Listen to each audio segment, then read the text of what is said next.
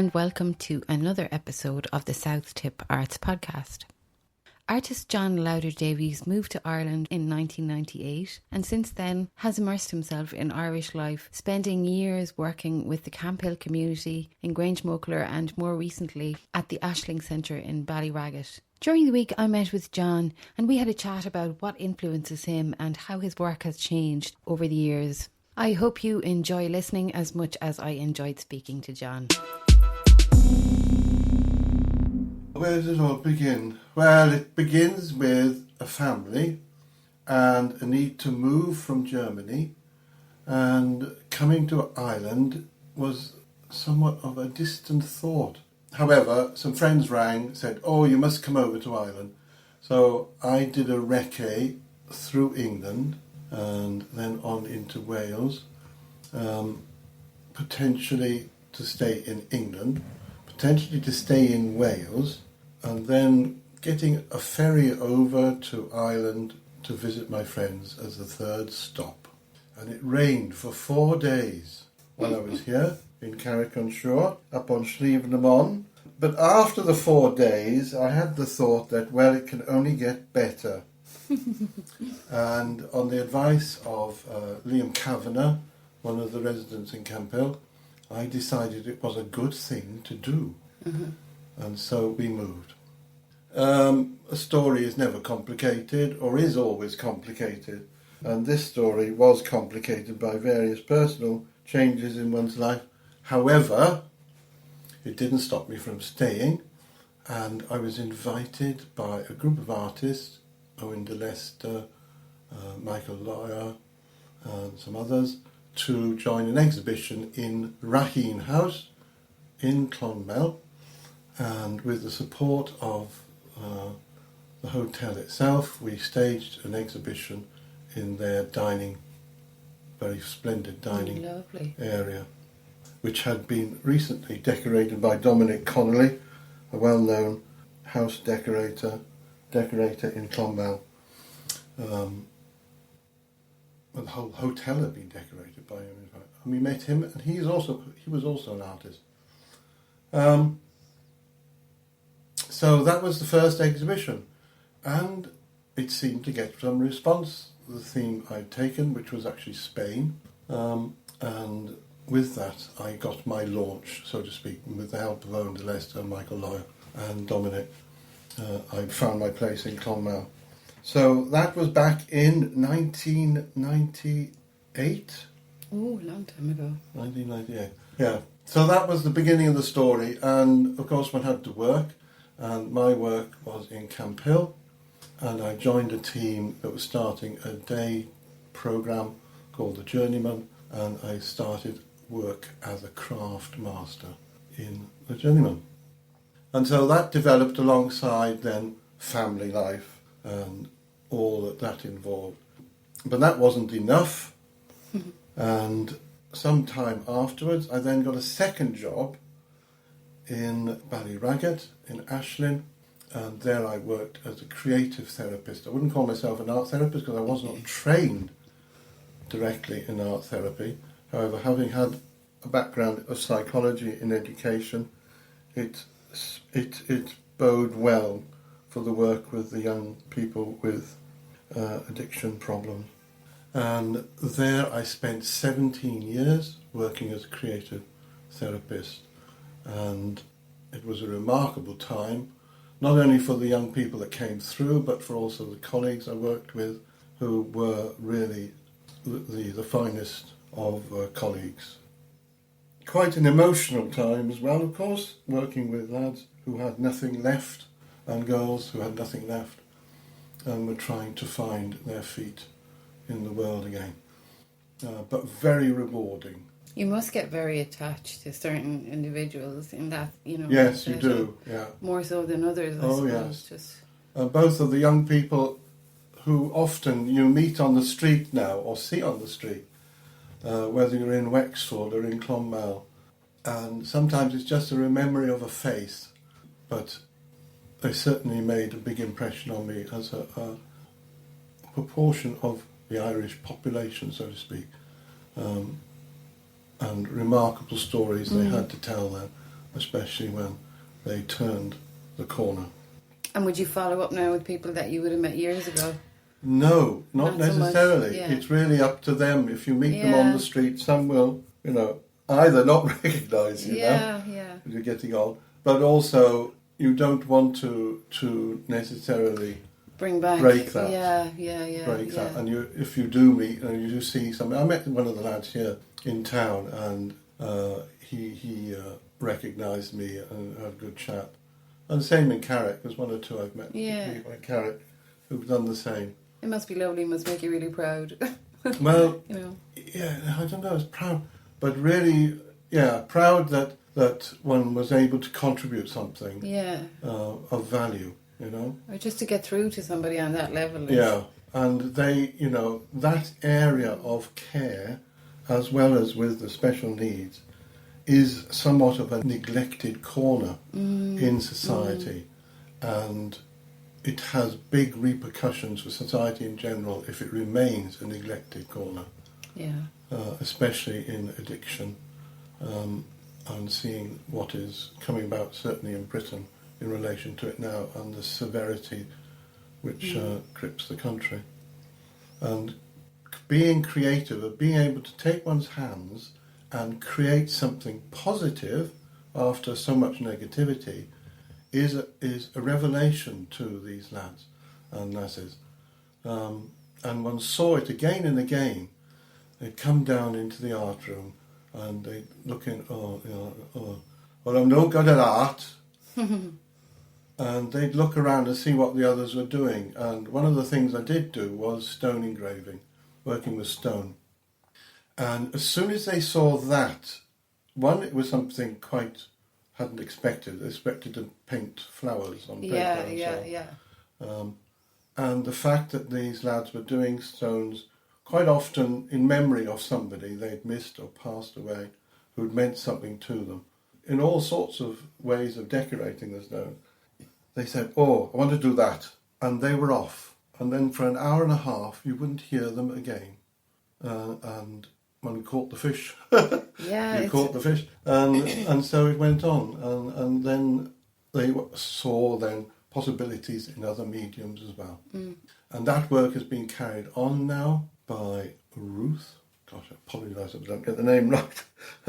And she comes and works out of Waterford, down in the gallery there, where she works with the lads from Camphill, then who are on a longer term stay in a halfway house.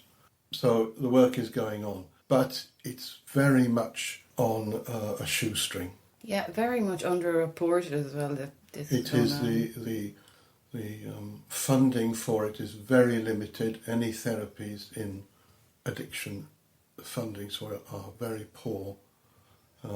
There's much more the counsellors could be doing. They've been trained, some of them in acupuncture, but they're not able to pursue that even further because it's just not allowed in the small budget they have.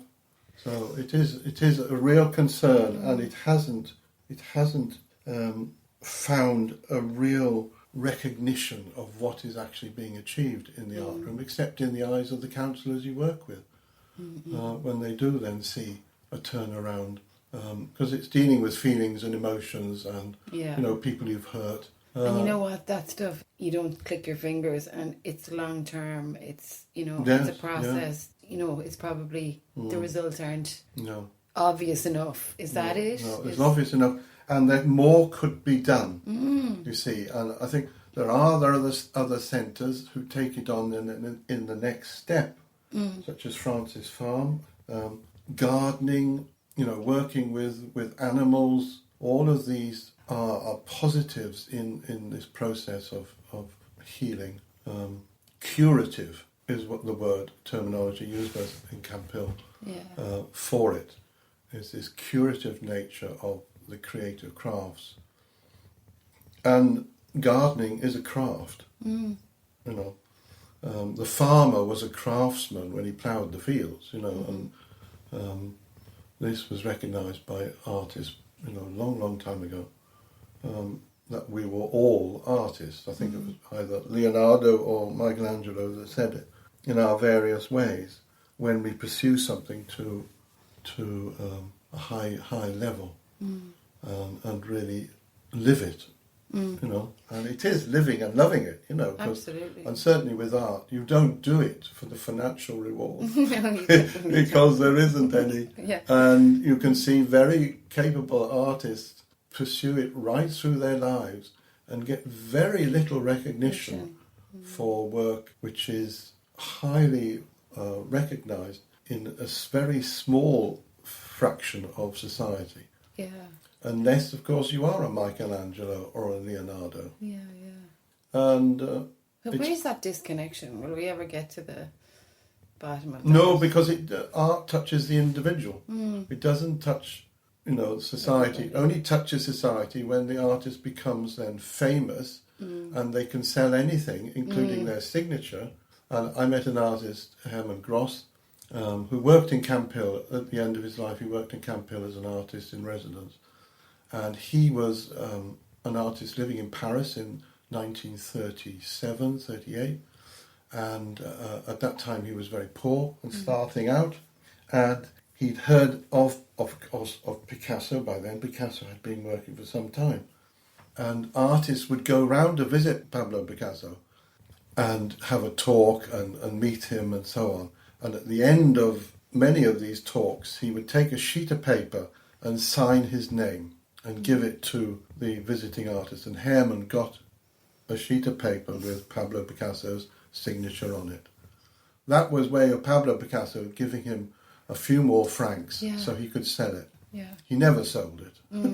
He kept it until he died. But, you know, these are the people they were rubbing shoulders with. And much of that history has been lost. And the reason I brought a little book along today because it's no longer in print. And I picked it up when I was a student. In a second-hand stall. And it's called Abstract Painting. And it's an American edition. It cost 95 cents. And it was written by a man called Michel Seufer. I think that's the right pronunciation. And this was a history of abstract art from 1910 to 1969. And he then gives this story of abstract art. And he met Kandinsky. He knew Kandinsky. Okay. He knew Mondrian. He knew all of these artists. And the lesser artists as well who are ranked at that time in abstract art. He met them all. And so he could write then personally about the Russian artists, the French artists, and then the leading artists in that group then who were emerging in Europe at that time, pre-Second World War, and at the end of the First World War. And he had conversations with them. He got to know them. He knew, you know. And so this text is absolutely phenomenal, but it is now out of print. And I kept this book with me and brought it here to Ireland. And one day I thought, I'm going to read this now. And it was the time to read it. If I'd read it earlier on, I don't think it would have made as such an impression. Looking at the pictures, it did, but not reading the text. And then it all jumped out at me, really, why artists, a second stage in their lives, I suppose, in far as painting is concerned, fall into abstract images. And he mentions one artist there, Kupka, who on a summer's day went for a walk and stopped and apologised to nature for trying to copy it and promised nature he would never do it again. Yeah.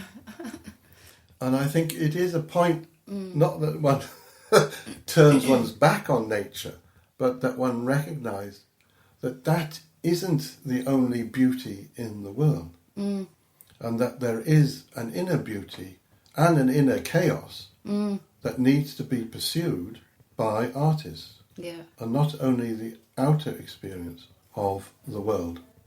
And one sees that then when he mentions Rothko, when back in the 60s, 70s, Rothko's work in the Tate Gallery in London became such a phenomenon. And you would go into the gallery in the old Tate where they hung these works, and they are massive.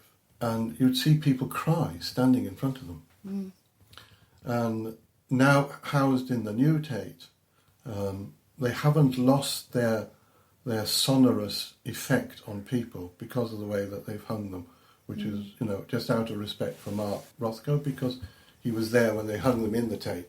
But so they've reproduced very much the same feeling in the room and the shape of the room for the work, because he was one of the leading lights of what would, I don't know, he would agree with it, but with the spiritual, with a small s, in art, which does exist. One cannot deny it when one sees other work by those that stand alongside Mark Rothko, that are quite often now not mentioned, but nevertheless still made an impact and affected artists. And likewise it was with the generation before, then with Picasso and his colleagues, then like Braque especially. Something about Braque that appealed to a lot of artists back in the 40s and 50s, coming out of the Second World War. And one of those was my uncle, Kenneth Lauder, who was a practicing artist before the war and working then as a young artist coming from Royal College of Art, and he found an attachment to Braque in his early work. Would your uncle have been a big influence on you now as a child? No, only once when we were a child. We came to his house in England where he was a teacher in the village, or then he became a teacher in the village. First of all, he was a practicing artist, which had doors which were painted rather flamboyantly. And his wife, Sylvia, was a potter, so that they were really the real art family. So we had a son. And at that age, I was quite young. His son was much older, and my sisters were playing with him archery out in the field. And I was somewhat small lad of about 6 or 7, I think. And I didn't meet him then until adult life, really. Got to know him as the artist. And it was only later on then we started to talk about art, when I was painting and I took him work to show him. And would you say it was something that you've always wanted to do, to paint? Yes. To be, to make art of some kind? It was. My aunt, his sister, was also at the Royal College of Art, and she worked with Henry Moore. Okay. It was very fortunate, and she was a very good painter, but she had a real struggle in life because she got arthritis very early on and lost the use of her hands. Oh, how cruel. And was taken to bed. But she was a promising artist, and Henry Moore, when she was finishing, said to her, "Would you like to become my assistant?" So you don't say no to that. So you don't know no to that. But she'd already met her future husband, and life was taking her away. So, but it was a great, recognition of where she was as well. So there's that side of the family, and they're Scottish. They're a Scottish family, the Lauders. So yes, he did then, and I sat a number of times. He came over to Ireland. He came to the South Tip Art Centre for an exhibition. Not your last one. No. Unfortunately, no. He never saw that. Yeah. But he was one of the influences then in the way I was thinking and going. And his work then, when he went back to he left the landscape, the English landscape, and he called them bread and butter pictures because he produced small ones then that went down to a gallery in London, and he sold them then for bread and butter. Bread and butter, And that's what landscape work is. It is bread and butter pictures, and it's not to devalue it. But it is, people need to survive to actually follow, the paths that are presented to them. And people love landscapes. There's no doubt about it, and especially if it's your own landscape. Or you've been to a place and you recognise it then, such as Spanish pictures I painted, which had some sounding then, and French pictures I painted from my childhood. People responded to. And landscape as such has an inner and an outer quality anyway. And the inner quality is the spirit again, the spirit beings that live in the landscape. And they are very real, and people could see them. And Ireland was rich in little people, and they were real. People tend to go, oh no, it's a load of bonkum, it's a load of bonkum. But those beings existed. It's only we don't see them now as previous generations did see them because of who and where we are, in our development. We don't allow ourselves. So those are things that have stood behind my work. And two artists, this Herman Gross, who was connected with Ireland, and Kenneth Lauder, had a direct influence on me, really, as a painter, when one talks about what other artists, have influenced you. But then coming to Ireland and seeing, and the openness towards art as such, and the benefits that artists received thanks to Charles Haughey, which perhaps was one of his saving graces. When one hears about his life story now. But one of those positives that he provided here in Ireland, and rightly so, because of the not natural is the right word, but the qualities that live in Ireland as far as the crafts are concerned, and you can see it. It's innate, isn't it, I suppose? Yeah, and unfortunately, commercial life has somewhat devalued that as it came over Ireland, because some of the qualities of the craft work have diminished in some areas where it's been brought to children. And that's what struck me when I first came to Camphill, and Chris, who ran the weavery in Grangemockler, had just taken a supply of looms that had been presented to Camphill by a school who were throwing them out. Now, these weren't small looms. Wow. These were half-size, full-blown carpet looms. And they were just being thrown out because obviously the department was closing, the craft was closing, and they didn't need them anymore. And so back in 1998 or 1996, this was happening around Ireland. And you've seen it then in the commercial business as far as carpets are concerned. And the big carpet industry that was here, that's diminished as well. So it's taken a long time, but now there has been a huge revival in Ireland in the crafts. And one of the advice I would give anybody, and I've said it to people who are starting out in a career in art, don't study art. I've said to them, don't study art now straight away. Go and do a craft training. Yeah. Because actually it'll stand you in better stead when you meet what comes in art. And I think that's very true, because your work you have to work in the 3 dimensions to understand the flat plane. Absolutely. And you have to work in the flat plane to understand the 3 dimensions. Yeah. It's not one or the other. And with the crafts, they strengthen one in one's inner being. Yeah. And it's known that the gloves that were made for the Druids back in ancient times were made by men at this time, like the weavers in the north of Scotland were frequently men. The women had a role in it, but they were the carders and the spinners. The men were the weavers. And the spinning was a much finer job, which women had the capacity to do, and the nimbleness of their fingers were much better than a man's to do the spinning. And one could not exist without the other. And if anybody's done any weaving or spinning, you'll realise that it is very true. Yeah. So, craft skills goes back thousands of years, to the first pots that were made and left in the side of a fireplace, and fell into the ashes and got forgotten until they cleared the ground. And then they found they turned to stone and were black. They realised then they could make pottery. And so the clay vessel, which sort of disintegrated every time they used it, became something which could be transformed. And it's that transformation which goes on in craft, turning the base metal, then mixing it, or creating a metal, using a metal to shape it. One sees it through history. Man's development in the crafts is marked by its development in society. And Ireland has a fantastic story for that, because I've been reading a book, and I forget the name of the author now, but it's one of the Origins of the Irish, it's called, and people could find it if they're interested. It's the most recent publication on the history of Ireland. And I've got over halfway through it, and he still hasn't found the Irish. He's found so many different peoples and influences have come into Ireland, but to identify the Irish people who were receiving it, he's found it very difficult to find. But it is a marvellous story, and Ireland is rich in this as many other countries, obviously, but in its own way. And a home has been found for the crafts here, and you hear that now in the way that crafts have been revived in the creative culture of Ireland. So, how are we doing?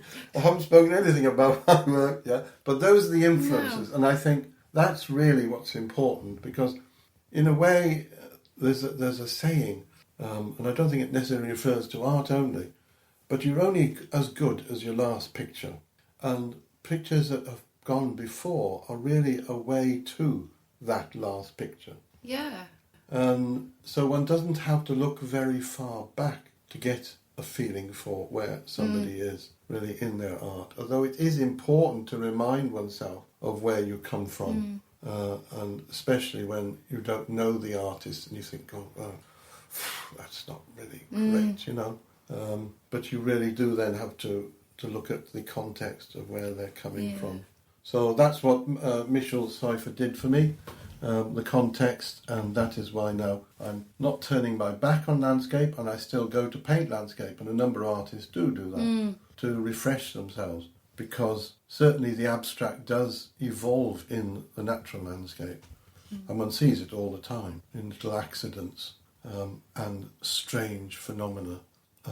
Which is not abstract art, but I went to pick an apple from a tree in my garden, and there was a number on it, and I have photographed it. There was a number on the apple. What? A number on the apple. Okay, what number? It was something like 346 or 368 or something. Oh, that's interesting. Where did it come from? In the apple skin?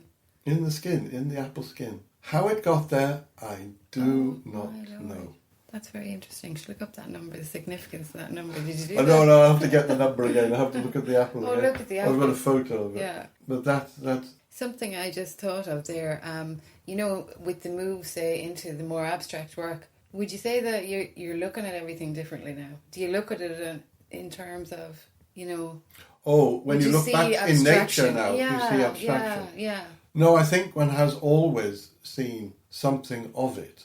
Quite often it can be something very simple. And there are things that jump out at you in that moment. And it can be realistic things, but seen in the current realm of art and where it has been, they are little things which one notes. And I think that's what I found.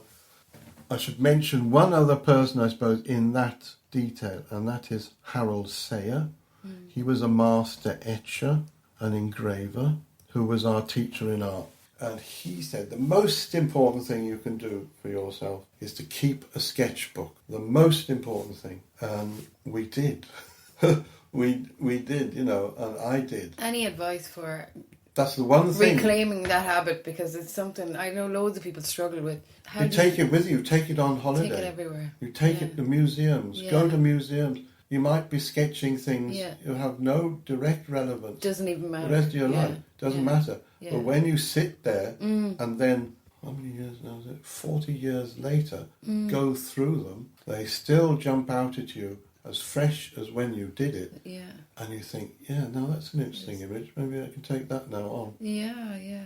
Because they never age. And this is a bit of the old magic now, is that when you look at them then, you can actually transport yourself quite often to the time, to the space, to the smells, to the temperature of the day in an instant. And it can just be a few lines on a page. It doesn't have to be a masterpiece because it's a sketchbook. So it shouldn't necessarily be a masterpiece. Sometimes they are lovely little masterpieces. Yeah. But anything goes. Anything goes. Yeah. And another thing that Herman Gross pointed out to me in a picture, it's what you leave out can be just as important as what you put in.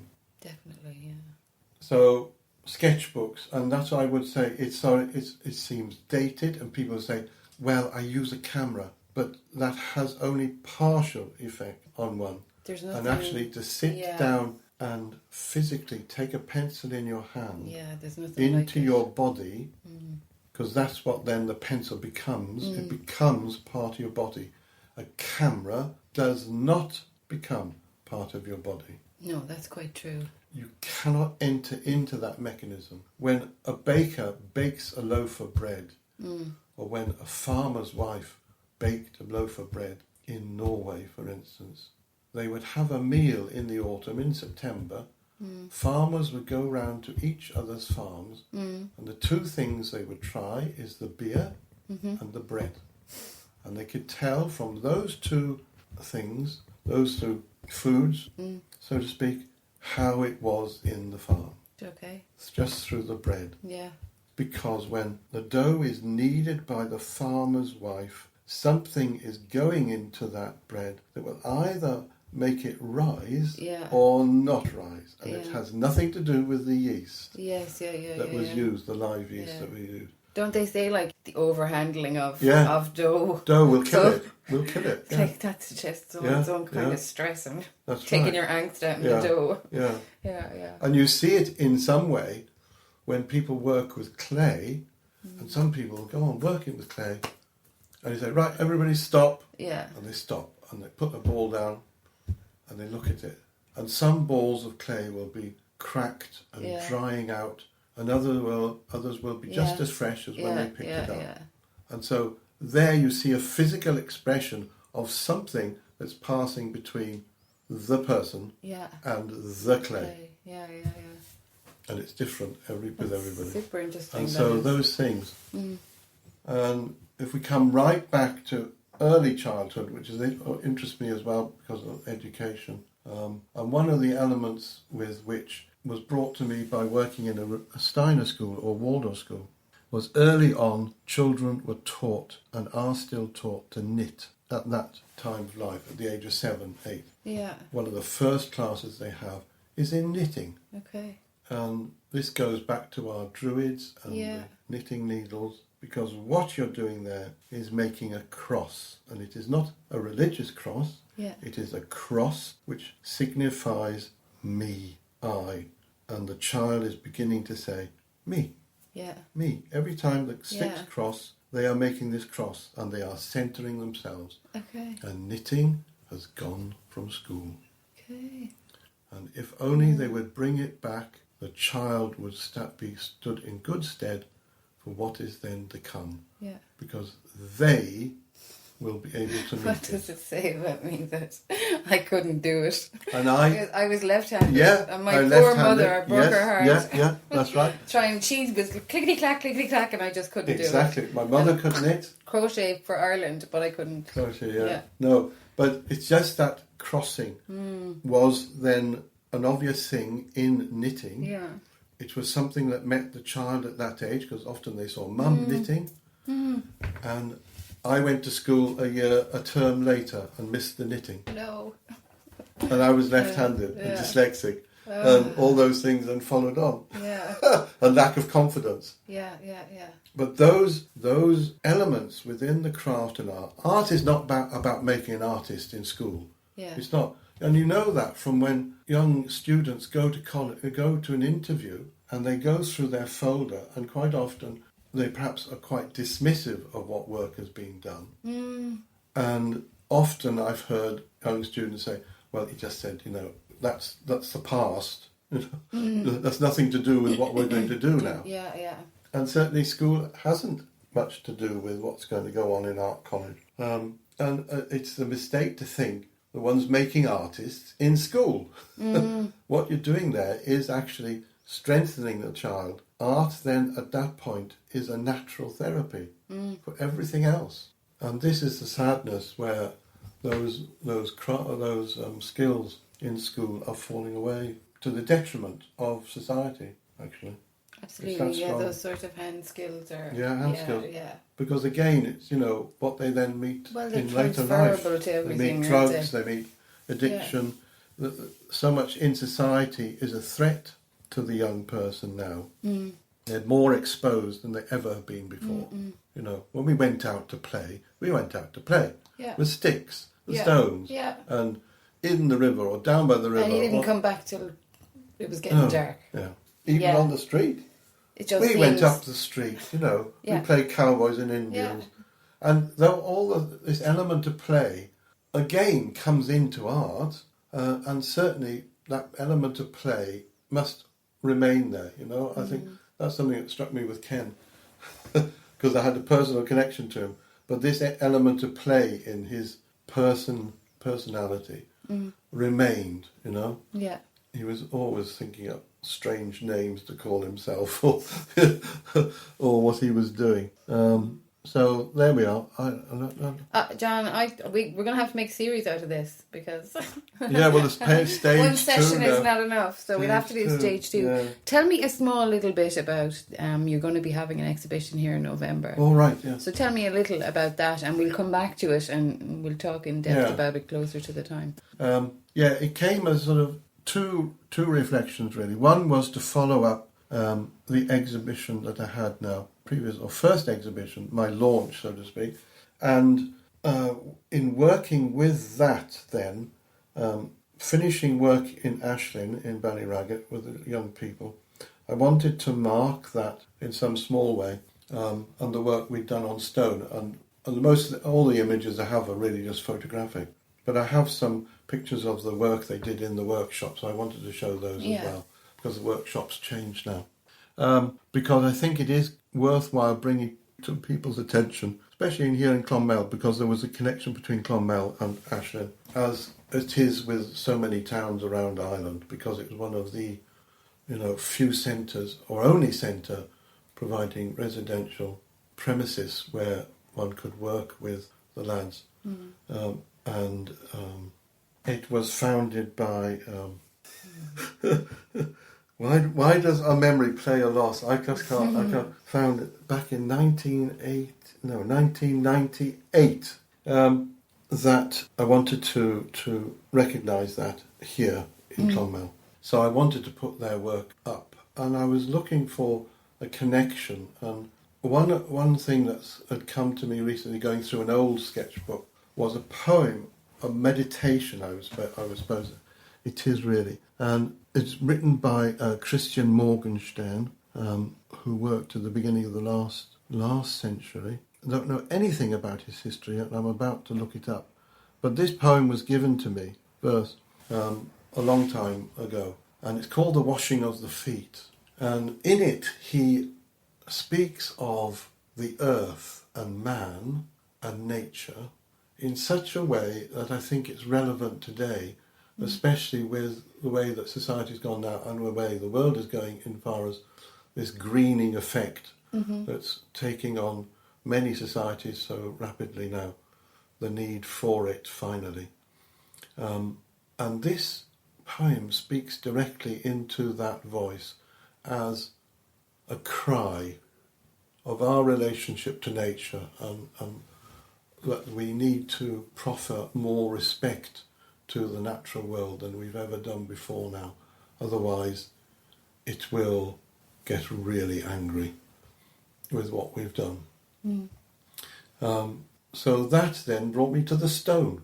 And walking along Tramore Beach, I started to pick up the stones. And of course, one thing that you realise when you sit on a pebble beach is the variety of stones there are. Okay, yeah.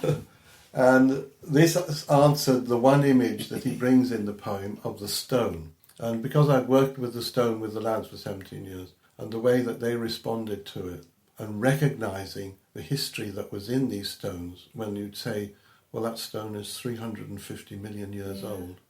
And when we built the sculpture park in Ballyraggett in Ashlyn, Jean Conroy, who was an artist working in Keika, took a massive piece of Kilkenny marble and designed it to be fashioned into a seat.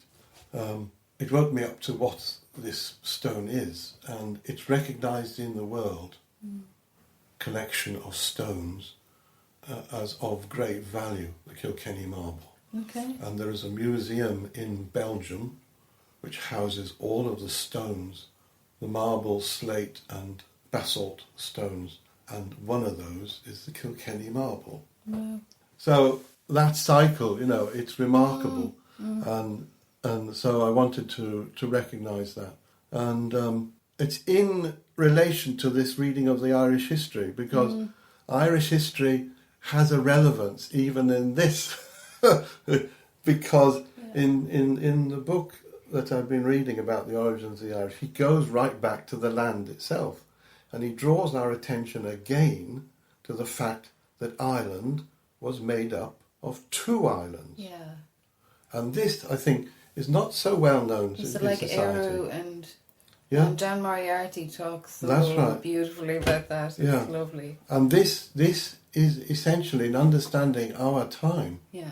And understanding it from the prospect and picture of people as well, of clans and relationships to the land itself, which has been over the centuries, thousands, millions of years. So all of that is wrapped up in this little exhibition, and I'm doing work then around the image of the stone and the earth in its early days. So I've been responding to that and to the poem. So that's the central core of the exhibition, and there is then a bread and butter connection on the other wall then, which is some of the more recent work. Excellent. Which I'll be presenting now before Christmas. Very good. John, it's been really fascinating, genuinely, I mean that now, to spend an hour with you. It's been great fun. We'll definitely come back and talk some more about that. Thanks so much for your time, pleasure. Best of luck with everything. Thank you, Emma. Our next exhibition here at South Tip Art Centre features Bernadette Kiley in her exhibition entitled Tell Me About Your Mother, and we're very much looking forward to seeing that installed over the coming weekend. It launches next Thursday, the 29th of August at 6:30pm. Hopefully we'll see you all there, and you can hear Bernadette talking about that on next week's podcast. If you'd like to contact the podcast, the email address is souththipartspodcast@gmail.com. That's souththipartspodcast@gmail.com. I'd love for you to get in touch. We're always delighted to hear your feedback. Until next week, and goodbye.